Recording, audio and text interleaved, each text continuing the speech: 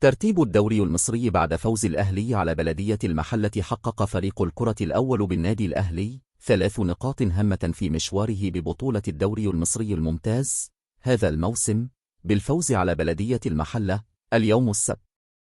والتقى فريق الأهلي وبلدية المحلة على ملعب استاد المحلة في إطار مواجهات الجولة 22 من عمر بطولة الدوري المصري. وفاز الأهلي على بلدية المحلة بنتيجة 2-1 ليحصد 3 نقاط جديدة في مشواره ببطولة الدوري، يحتل المركز الخامس في جدول ترتيب الدوري المصري. ومع ختام الجولة 22 اليوم السبت وصل النادي الأهلي إلى النقطة 33 محتلا المركز السادس في جدول ترتيب الدوري المصري الممتاز بعد خوض 15 مباراة وله 7 مباريات مؤجلة. وعلى جانب آخر حافظ بيراميدز على صدارته لجدول ترتيب الدوري المصري الممتاز بعدما حقق الفوز أمام المصري اليوم بهدف دون رد ليصل إلى النقطة 44 في المركز الأول. وشهدت الجولة 22 تأجيل لمباراة الزمالك مع إنبي بسبب استعدادات الفارس الأبيض لنهائي كأس الكونفدرالية أمام نهضة بركان المغربي. ترتيب الدوري المصري الممتاز: 1 بيراميدز 44 نقطة 19 مباراة. 2 المصري 37 نقطة 21 مباراة.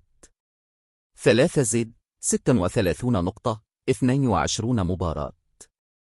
4 الاتحاد السكندري 35 نقطة 22 مباراة. 5 الأهلي 33 نقطة 15 مباراة. 6 إنبي 32 نقطة 21 مباراة. 7 سيراميكا كليوباترا 31 نقطة 20 مباراة.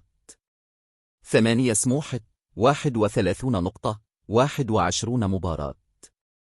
9 طلائع الجيش 28 نقطة 20 مباراة. 10 الجونة 28 نقطة 21 مباراة. 11 فيوتشر 27 نقطة 20 مباراة.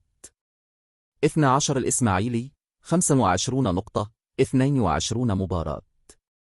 13 الزمالك 24 نقطة 15 مباراة. 14 بلدية المحلة 20 نقطة 21 مباراة. 15 البنك الأهلي 19 نقطة 22 مباراة. 16 فاركو 16 نقطة 20 مباراة. 17 المقاولون العرب 15 نقطة 21 مباراة. 18 الداخلية 11 نقطة 21 مباراة.